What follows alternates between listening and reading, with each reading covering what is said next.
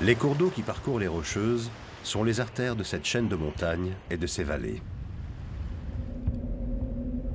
L'eau s'écoule depuis les glaciers anciens, le long des torrents jusqu'à l'océan. La survie des animaux qui vivent sur ces berges dépend de l'état de ces cours d'eau.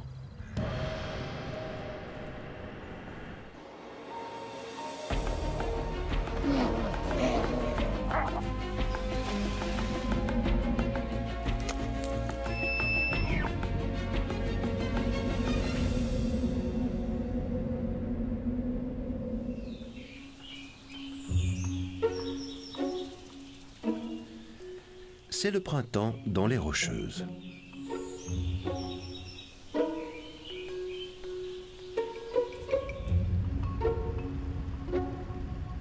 La neige fond, les arbres bourgeonnent et les animaux sortent de leur tanière.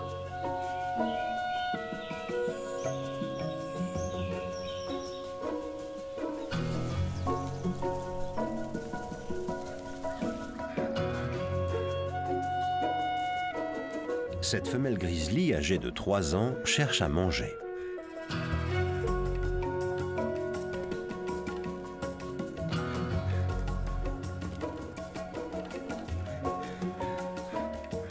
Ses griffes sont aussi longues que nos doigts et cette bosse, sur son épaule, est entièrement composée de graisse et de muscles.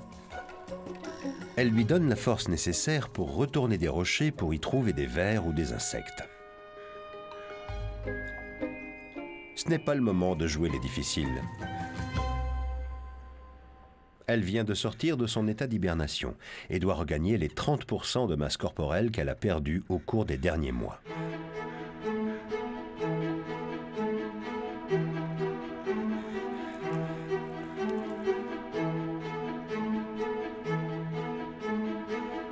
Les meilleurs recoins se trouvent à proximité de l'eau.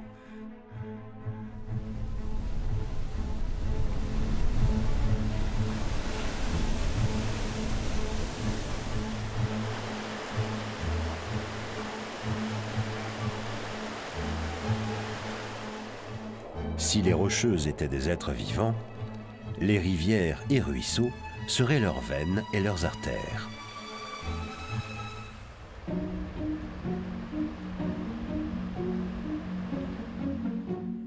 Ils irriguent toute la région. Plus de 60 grandes rivières descendent de ces montagnes jusque dans les vallées.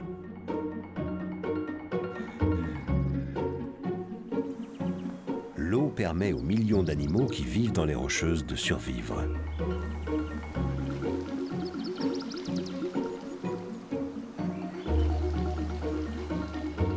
Elle fait pousser les plantes, fournit des zones de nidification aux oiseaux, permet aux poissons et aux oiseaux de se reproduire et nourrit également de plus gros animaux. Des herbivores, comme le wapiti, aux carnivores, comme le grizzly.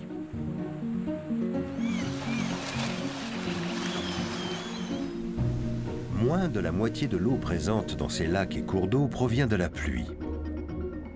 La majorité vient de la fonte des neiges et des glaces. Et ce n'est pas ce qui manque ici sur le champ de glace Columbia dans le parc national de Jasper au Canada.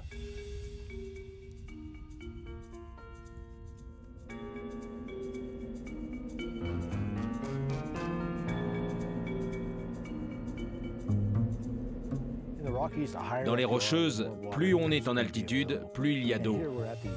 Et ici, on se trouve au niveau de ce qu'on appelle en hydrologie l'apex des Rocheuses. Les cours d'eau partent dans 3 directions différentes parce qu'ils viennent du champ de glace Columbia, derrière moi.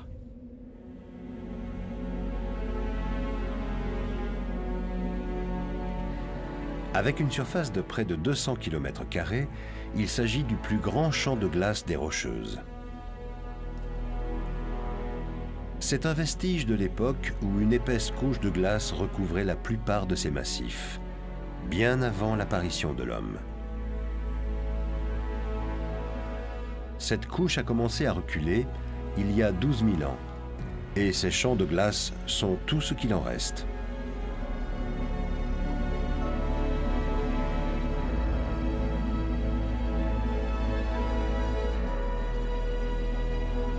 C'est ici que se trouve un grand nombre de hauts sommets des Rocheuses, ainsi que les plus grands glaciers.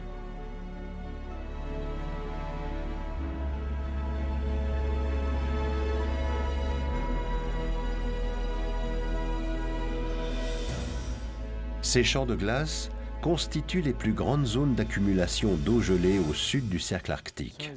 John Pomeroy étudie la qualité de l'eau des rivières. Il y a de l'eau ici. Pour recueillir des données, il se rend à la source. Sur le glacier, il surveille le rythme auquel la neige et la glace fondent et l'impact de ce phénomène sur les cours d'eau situés en aval. On voulait voir ce qu'il s'était passé entre octobre et fin avril. Ensuite, on télécharge toutes les données et on crée un graphique des températures et de la vitesse du vent pour voir comment la glace a évolué en hiver ici. Alors, on a eu une période où c'est descendu très bas, puis c'est remonté. La température la plus basse était de moins 22. Il y a eu des moments au milieu de l'hiver où il a fait plus chaud que d'habitude. Fin janvier, c'est... Au-dessus de zéro. John a installé son poste de recherche ici, sur le champ de glace Columbia, car la fonte des glaces alimente plusieurs grands fleuves d'Amérique du Nord.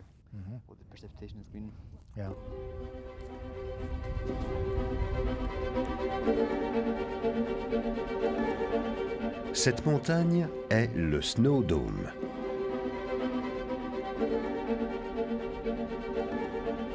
Il s'agit de l'un des plus grands glaciers du champ de glace Columbia.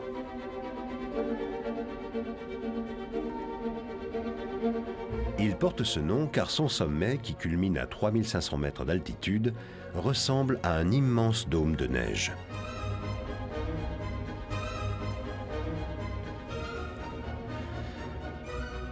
Les flocons qui tombent sur cette montagne finissent par fondre et alimenter les rivières et les fleuves qui se jettent dans l'océan Pacifique, l'océan Arctique et l'océan Atlantique dans la baie d'Hudson.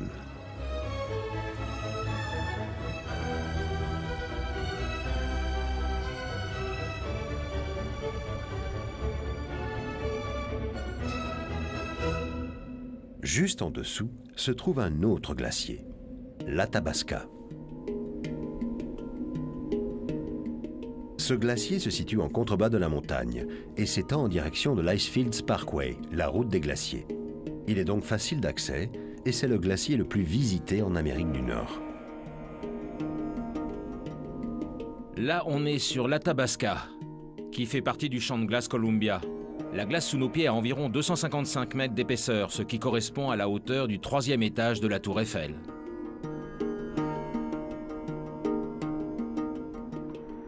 Cela peut paraître beaucoup, mais la glace était autrefois bien plus épaisse. Les glaciers fondent progressivement. Au printemps, ce glacier devrait être recouvert d'1 mètre de neige. Pourtant, John est en train de marcher sur une couche de glace qui ne fait que quelques centimètres. En avril, un glacier devrait être couvert de neige et renvoyer 90% de l'énergie du soleil dans l'atmosphère. Là, on est en avril et la plus grande partie du manteau neigeux a déjà fondu. La glace est directement exposée et commence à fondre. C'est une année exceptionnelle où la fonte se produit très tôt. Le manteau neigeux fait généralement 7 mètres d'épaisseur. En fondant, il alimente les cours d'eau, et ce, jusqu'en été.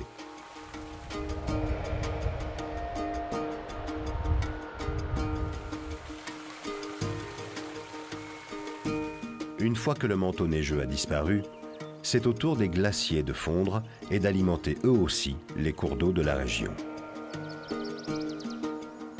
Ceci n'arrive généralement qu'à la fin de l'été, mais cette année, le glacier fond dès le mois d'avril.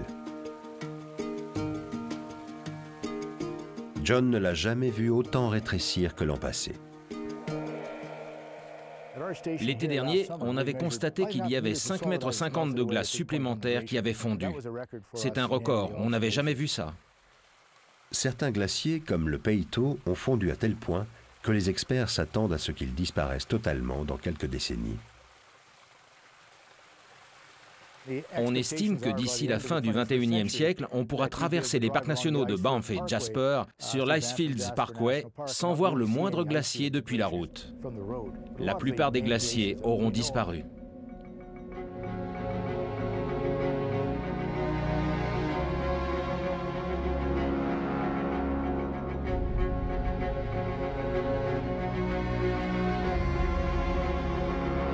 Ce changement se fait sentir partout et même sur le point culminant des Rocheuses canadiennes. Sur le versant nord-est du mont Robson, le glacier du même nom s'étend sur 7 km, du sommet jusqu'à la ligne continentale de partage des eaux de l'Arctique et du Pacifique. Dans les années 1920, la fonte de la partie inférieure du glacier donnait encore naissance à des cours d'eau qui traversaient le Canada sur des milliers de kilomètres avant de se jeter dans les océans Arctique et Pacifique. Mais au cours du dernier siècle, le glacier a reculé de 2 km. La fonte des glaces n'alimente plus l'Arctique. Le fleuve Fraser trouve lui aussi sa source ici, dans le champ de glace Columbia. Il commence au col de Fraser Pass à 2020 mètres au-dessus du niveau de la mer, le long de la ligne continentale de partage des eaux. À partir de là, il s'écoule vers l'ouest jusqu'à Vancouver et transporte plus d'eau vers le Pacifique que n'importe quel autre fleuve canadien. Le champ de glace est très important. C'est la source des rivières qui descendent du glacier. Le recul des glaciers pourrait diminuer le débit des cours d'eau à la fin de l'été et pendant l'automne. Certains lacs des Rocheuses risquent d'en pâtir. Si ces lacs venaient à s'assécher, l'impact sur les animaux qui vivent en aval serait désastreux.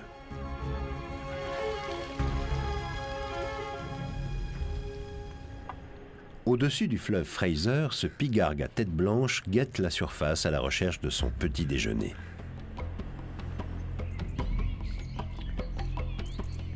Les pigargues vivent en général près des grandes étendues d'eau.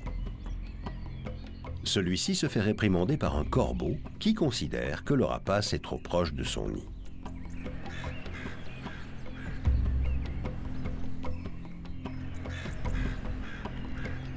Le pigargue n'y prête pas attention. Il scrute l'eau, prêt à passer à l'attaque.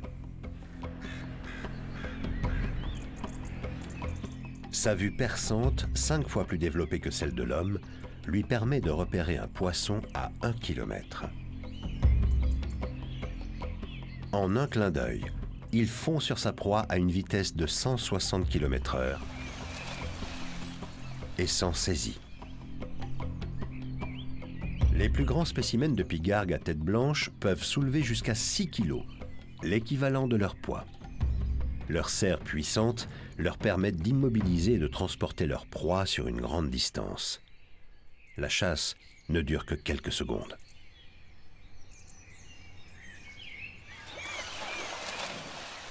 Le pigargue retourne dans son nid pour manger. Il a donc besoin de ces lacs pour se nourrir.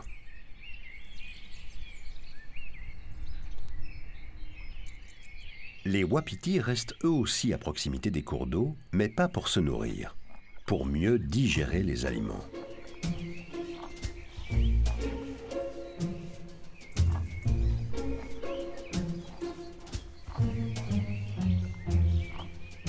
Après avoir brouté de l'herbe sur les rives pendant toute la matinée, cette femelle est retournée à l'abri dans la forêt. Les femelles passent la plupart de leur temps à manger, parfois jusqu'à 7 kg d'herbe et de feuilles par jour.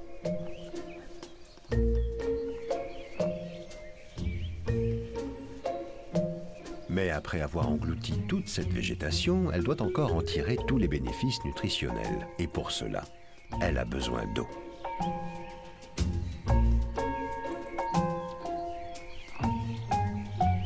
Son estomac est composé de 4 poches. La première lui sert à stocker la nourriture et les 3 autres à la digérer. La cellulose contenue dans les plantes doit être décomposée pour en extraire les nutriments. Elle va donc passer plusieurs heures, ici, allongée dans la forêt, à régurgiter la végétation engloutie dans la matinée et à la ruminer pour tirer profit de ses nutriments. Pour que la nourriture se décompose plus rapidement, elle doit boire beaucoup d'eau et mâcher ses aliments pendant toute la journée avant de repartir se nourrir au coucher du soleil.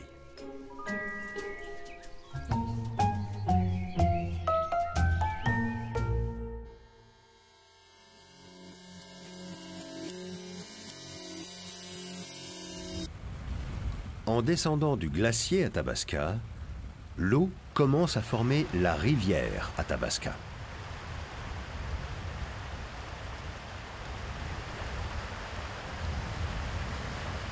Un peu plus bas en aval, le cours d'eau paisible devient nettement plus dangereux.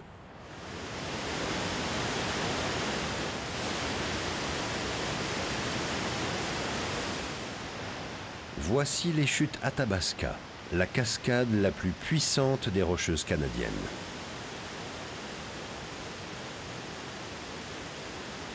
Elle déverse suffisamment d'eau pour remplir un avion cargo en 4 secondes. 14 espèces de poissons vivent dans l'eau en contrebas des chutes, mais une seule vit au-dessus. L'omble à tête plate. Les chercheurs n'ont aucune idée de la façon dont il s'est retrouvé là. Il est impossible qu'il ait pu remonter des chutes aussi raides, surtout avec un courant aussi fort.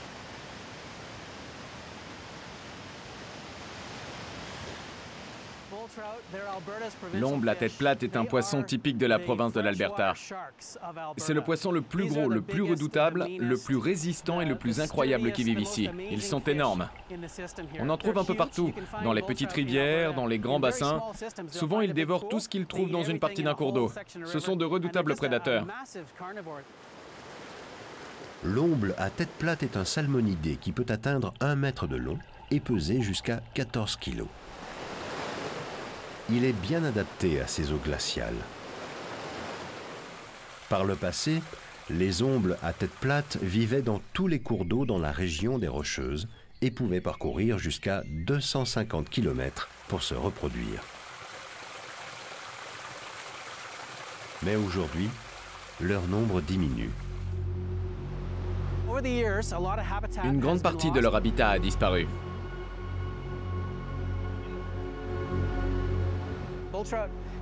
Avant, on trouvait des ombles jusqu'au niveau des prairies. Il y en avait dans le nord du Saskatchewan et jusqu'à Edmonton. Petit à petit, ils se sont repliés vers les montagnes, où leur habitat est encore relativement préservé. C'est sa destruction qui a provoqué leur disparition. Leur habitat a commencé à disparaître au fur et à mesure que l'homme s'installait le long de ces cours d'eau. Le principal problème? Les barrages. Il faut que l'eau s'écoule dans les rivières et provoque de l'érosion pour que ça crée des bassins où s'échouent des branches, par exemple. Ce sont des zones où les poissons vivent. Et pendant des millions d'années, la montée des eaux et l'érosion se produisaient régulièrement. Avec les barrages, ça n'arrive plus. Ces ombles à tête plate ont une mission. Remonter le courant vers la source de la rivière et 40 Mile Creek dans le parc national de Banff, leur lieu de ponte. Cela fait des milliers d'années que ces poissons font ce voyage. Ils sont en quelque sorte programmés génétiquement pour remonter le courant jusqu'à 40 Mile Creek pour aller pondre. Un peu en amont d'ici, il y a le barrage de 40 Mile. Il a été construit au début du XXe siècle pour alimenter la ville de Banff en eau. Et donc, depuis très longtemps, la route est barrée. Depuis 90 ans, les poissons ne peuvent plus passer. Ils viennent jusqu'ici et se retrouvent bloqués par un mur en béton. Il y a 3 ans, cette région a été victime d'importantes inondations. Toute la vallée a été inondée. Toute cette zone s'est retrouvée sous l'eau. Et on s'est rendu compte que ce vieux barrage présentait un risque. Le barrage n'a pas été endommagé par cette inondation en particulier, mais ce n'était qu'une question de temps avant que le béton ne cède. Si cela se produisait, ce serait une catastrophe pour la ville de Banff.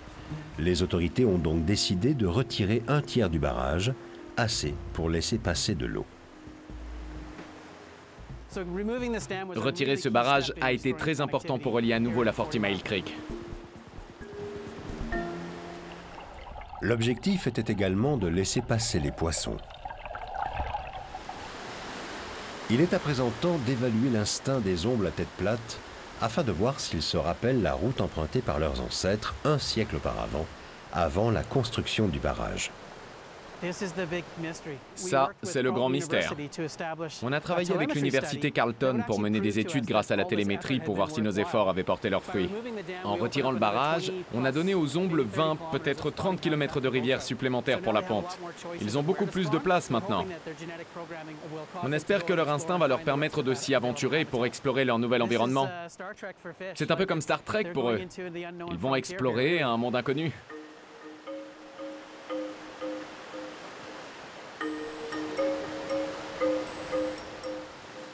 Afin de savoir précisément où se dirigent ces poissons, l'équipe de l'agence Parks Canada veut les équiper de puces.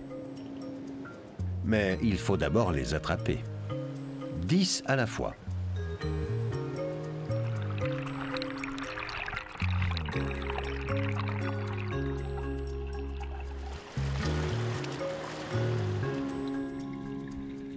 Ensuite, les poissons sont transportés en contrebas du barrage dans un Bambi Bucket qu'on utilise généralement pour déverser de l'eau sur les incendies de forêt.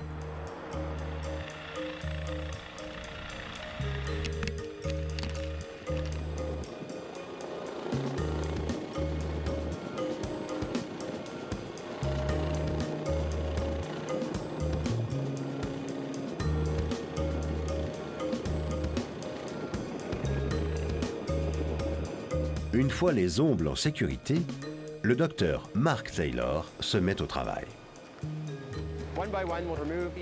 On va sortir les poissons du bassin un par un et on va les mettre là-dedans, où il y a de l'huile de clou de girofle. Au bout de 5 ou 10 minutes, ils seront anesthésiés. Ils continueront de respirer et seront toujours en vie, mais leur rythme cardiaque va diminuer. On pourra les opérer sur la table sans qu'ils bougent trop. Cette puce donnera 2 informations essentielles aux scientifiques. Ils pourront savoir si les poissons sont capables de passer le barrage et jusqu'où ils remonteront la rivière pour imiter leurs ancêtres. La première étape, c'est d'en attraper un à l'épuisette, de le mettre là-dedans et de fermer le couvercle. On attend 5-10 minutes et quand tout est bon, on le pèse et on le mesure. Puis on le prend en photo et on le place sur cette table.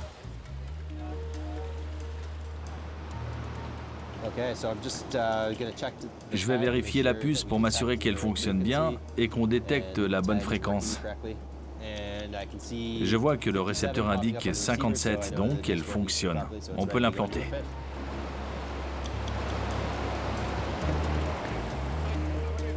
Une fois le poisson anesthésié, des mesures sont prises. L'animal est ensuite relié à un appareil qui fait circuler de l'eau dans ses branchies. Ça a l'air bon, mais garde un œil dessus. Mark réalise ensuite une légère incision et insère la puce dans le ventre du poisson.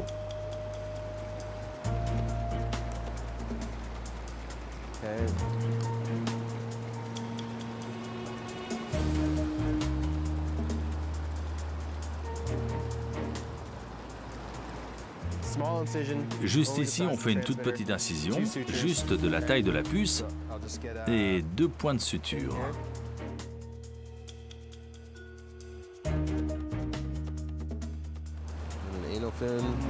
La nageoire anale.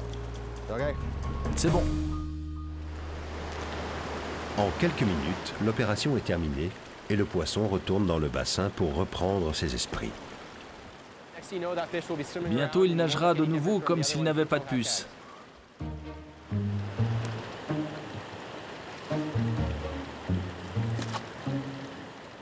Amène-le là-bas. Mark relâche le poisson dans une section plus calme de la rivière.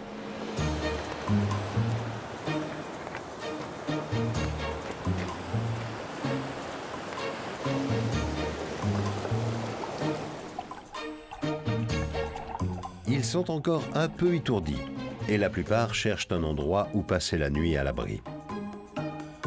Le lendemain matin, ils seront totalement remis et pourront repartir.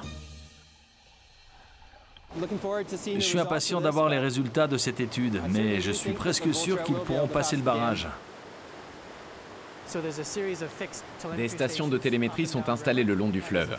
Quand les poissons passent, on capte le signal et on sait devant quelle station est passé l'omble. Ça nous permet de connaître leur déplacement avec précision. Le télémètre émet rapidement un son. C'est une bonne nouvelle. Ça signifie que les poissons remontent le courant et que le fleuve n'est plus coupé en deux. C'est incroyable de voir que cette mémoire et cette pulsion génétique durent depuis 100 ans.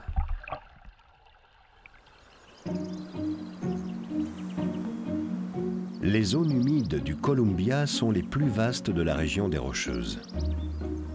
16 habitats naturels différents abritent 216 espèces animales.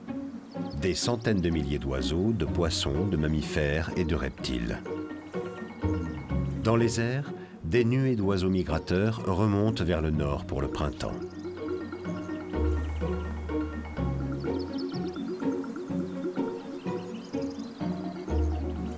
« 15 000 oiseaux aquatiques s'arrêtent dans ces zones humides pour reprendre des forces chaque année. Il s'agit de l'une des dernières sections intactes de la voie migratoire du Pacifique. Une voie parcourue par les espèces migratrices depuis très longtemps et qui s'étend sur 2 continents, de la Patagonie à l'Alaska. De nombreux oiseaux l'empruntent chaque année. C'est également là que l'on trouve la 2e concentration la plus importante de grands hérons de l'Ouest canadien. Plus de 300 couples viennent s'y reproduire. Celui-ci est à la recherche de nourriture. Il se tient totalement immobile et observe l'eau dans l'espoir de saisir une proie par surprise. Pour les hérons, cette région est vitale. Les grands arbres permettent de construire des nids et l'eau de se nourrir. Cette zone humide ne forme pas seulement un écosystème varié. Elle a aussi pour fonction de soutenir et protéger les écosystèmes qui l'entourent en nettoyant et en filtrant l'eau, ainsi qu'en contrôlant son débit.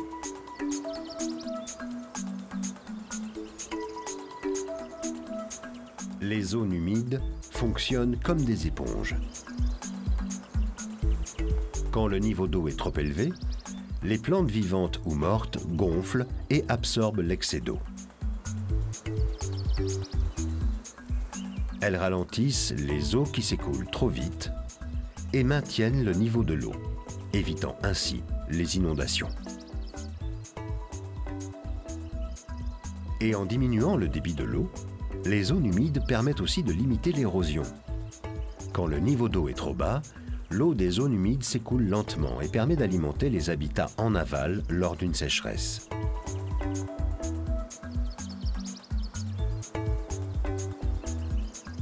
Fait remarquable, une grande partie des zones humides de Columbia a été construite par les castors.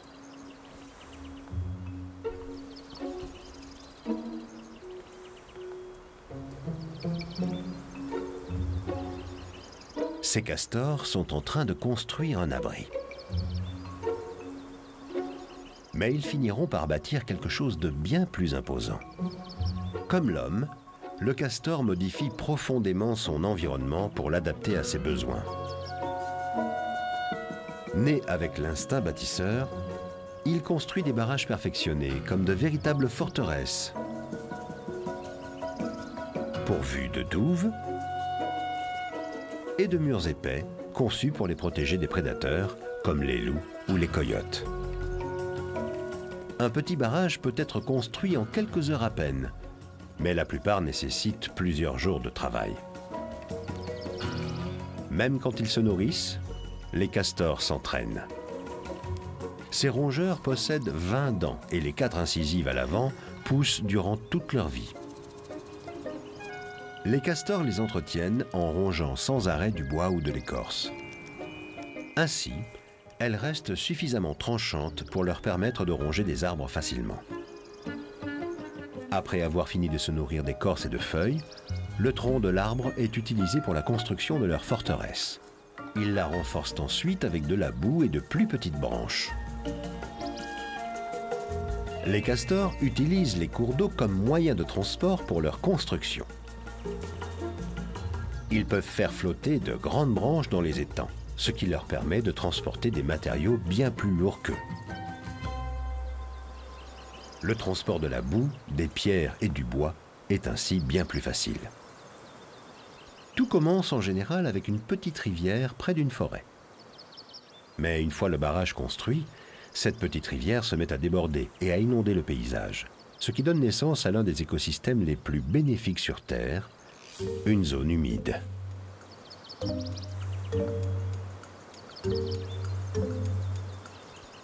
Leurs barrages servent aussi de filtre. Ils collectent jusqu'à 90% de la vase et des sédiments présents dans l'eau. Grâce aux castors, les poissons et les amphibiens peuvent se reproduire ici. L'endroit est également très apprécié des oiseaux, ce qui participe à la biodiversité de ces zones humides. Malgré l'importance des zones humides, elles sont de moins en moins nombreuses. En partie parce que le niveau de l'eau diminue. Mais aussi parce que les castors disparaissent.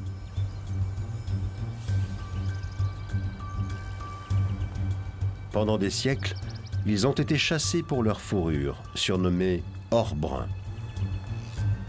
Ils ont presque disparu de 3 continents. Et là où ils ont disparu, les zones humides se sont volatilisées à leur tour.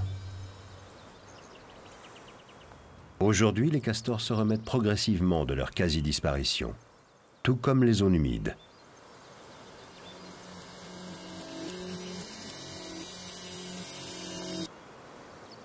En traversant les zones humides du Columbia, l'eau issue de la fonte des glaces prend de la vitesse et finit par devenir un fleuve.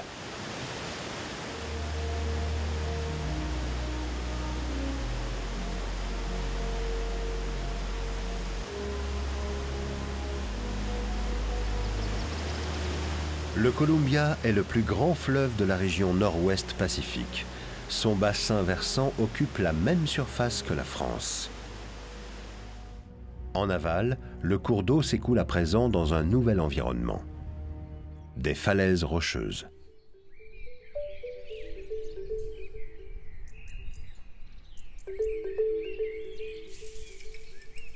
Pendant des millions d'années, l'eau qui dévalait la pente a participé à l'érosion de la partie la plus fragile de la roche et a formé des cavités appréciées de ces hirondelles à face blanche.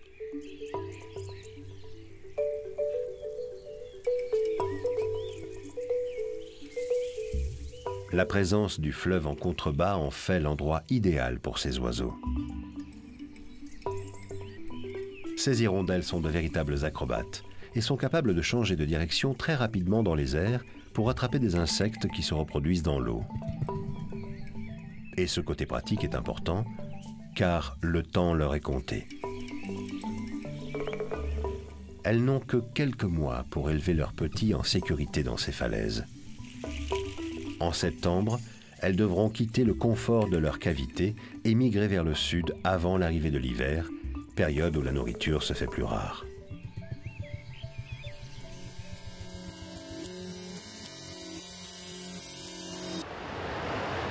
La survie de nombreuses créatures dépend de l'eau des rivières qui dévalent les versants montagneux.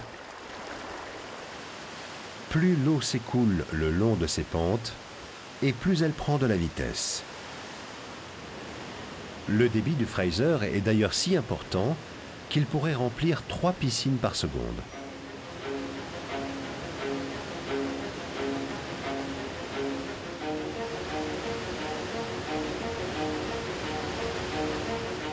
Cela en fait une zone de reproduction idéale pour les poissons qui se ruent au printemps vers les eaux du fleuve lors de leur migration. On y compte 41 espèces de poissons d'eau douce, comme ces énormes esturgeons de plusieurs centaines de kilos, et 19 poissons migrateurs, dont les 5 espèces de saumons existantes. Ce fleuve abrite d'ailleurs plus de saumons que n'importe quel autre cours d'eau sur la planète. C'est en partie parce qu'aucun barrage n'a été construit sur le fleuve Fraser. Il n'y a donc aucun obstacle au cycle de vie des poissons.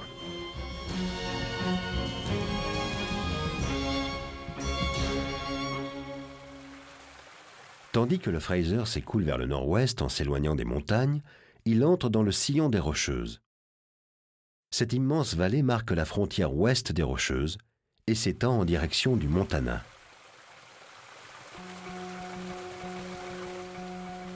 Quatre cours d'eau traversent cette vallée. Le Fraser, la rivière de la Paix, la Liard et le Columbia. Dans la vallée, deux sommets sont parfois éloignés de 25 km.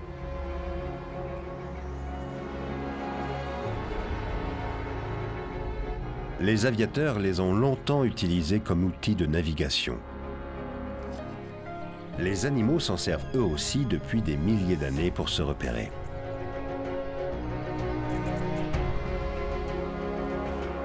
De l'autre côté du sillon des Rocheuses, le Fraser et d'autres cours d'eau s'écoulent vers le Pacifique. Les courants aériens venus de l'océan apportent de l'air doux et humide au-dessus des terres et permet à l'eau douce de nourrir la dernière forêt humide intacte en Amérique du Nord.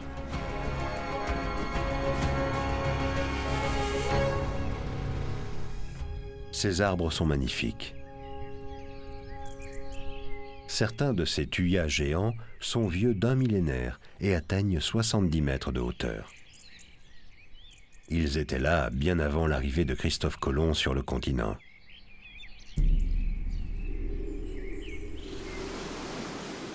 Selon les légendes des Amérindiens, quand une personne attentionnée et généreuse meurt, un thuya géant pousse à l'emplacement de sa sépulture, pour que l'arbre continue d'aider ceux qui sont toujours en vie.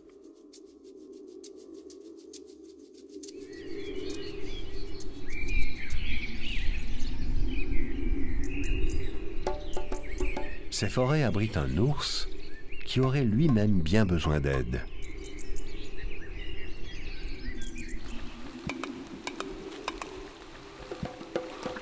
L'ours Kermode, que l'on appelle aussi ours esprit, est blanc. Mais il ne s'agit pas d'un ours polaire. C'est un véritable paradoxe ambulant, un ours noir blanc. Sa couleur est due à une mutation génétique très rare. L'ours Kermode a un avantage sur ses cousins au pelage plus sombre. Les poissons ne peuvent pas le voir aussi bien à travers l'eau. Il a donc 2 fois plus de succès à la chasse. Mais l'avenir de ces animaux est incertain, car ils sont rares.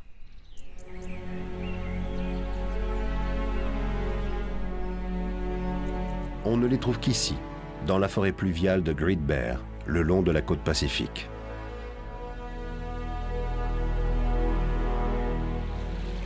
Avec seulement 400 individus présents dans cette forêt, l'ours Kermode est l'un des animaux les plus rares sur Terre.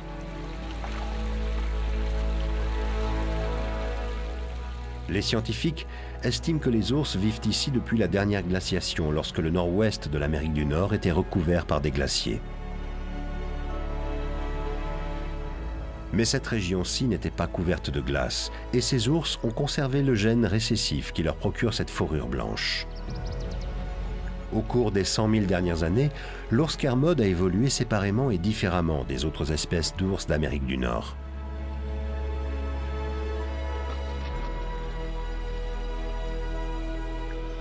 Mais lorsque les glaciers ont commencé à fondre, les ours n'étaient plus isolés. L'homme a commencé à empiéter sur les forêts et les rivières. Et les ours esprits ont commencé à disparaître au même rythme que leur habitat.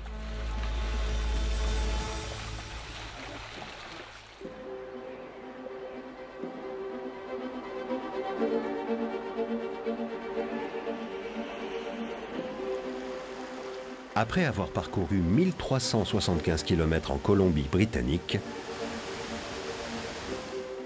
le Fraser se jette enfin dans l'océan Pacifique, au niveau du détroit de Géorgie.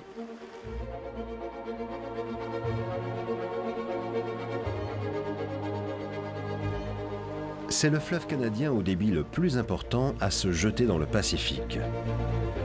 C'est ici, à l'endroit où l'eau douce se mêle à celle de l'océan, qu'un groupe de lions de mer a choisi de se reposer sur les rochers après sa dernière expédition. Ils se sont nourris pendant toute la nuit, s'éloignant parfois jusqu'à 150 km des côtes. Ces lions de mer sont les plus grands otariidés du monde.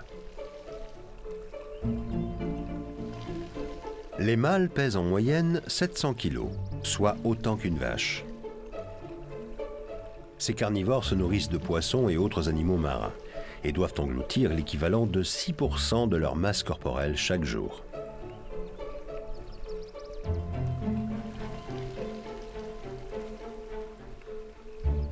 Leurs grands yeux globuleux et leurs longues moustaches, les vibrisses, leur permettent de se déplacer la nuit dans les eaux froides et sombres du Pacifique Nord. Les lions de mer ont une excellente ouïe sous l'eau et bien plus performante que sur Terre grâce à leurs oreilles très particulières. Elles sont orientées vers le bas et sont pourvues de rabats qui empêchent l'eau d'y pénétrer quand ils nagent.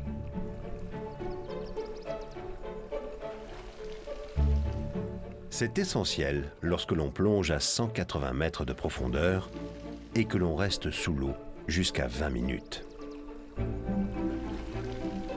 Cela représente beaucoup de travail pour attraper de quoi se nourrir une seule journée. Pas étonnant donc qu'ils préfèrent se reposer une fois le ventre plein. Non loin de là se trouve un animal très rare. Une baleine grise.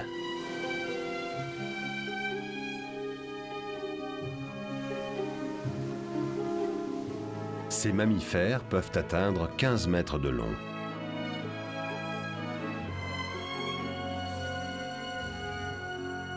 Celle-ci est en plein voyage.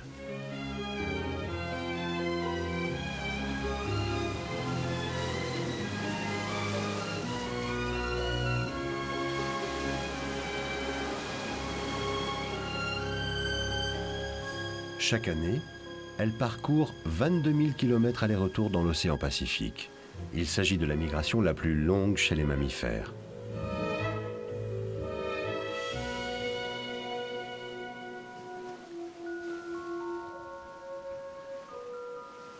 La baleine ne s'aventure pas dans les eaux douces du Fraser, mais le fleuve laisse son empreinte dans l'océan. Chaque année, il rejette 20 millions de tonnes de sédiments et de vases dans le Pacifique. Ces sédiments sont riches en nutriments qui nourrissent le phytoplancton présent dans l'océan.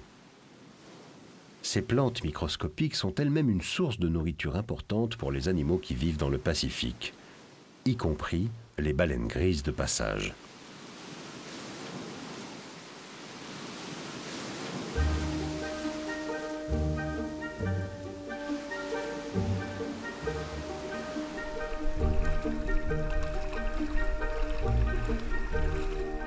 Même si les Rocheuses se trouvent à plus de 550 km de là, les effets des forces géologiques et biologiques qui naissent dans ces montagnes s'étendent sur tout le continent grâce à ces cours d'eau.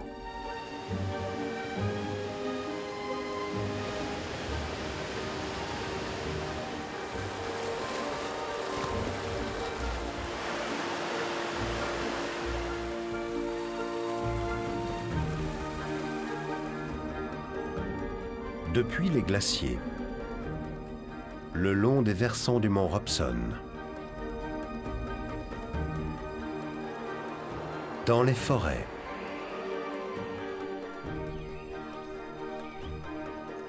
sur le territoire des ours et des oiseaux, l'eau nourrit les plus petites créatures de la planète, jusqu'aux plus imposantes. Pour les animaux des Rocheuses et tous les autres, l'eau est vitale.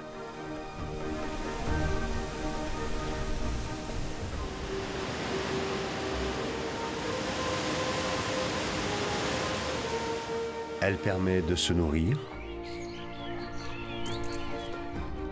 de se déplacer, de se reproduire et de construire. C'est ici, au milieu des lacs et des rivières, que la faune des Rocheuses s'épanouit véritablement.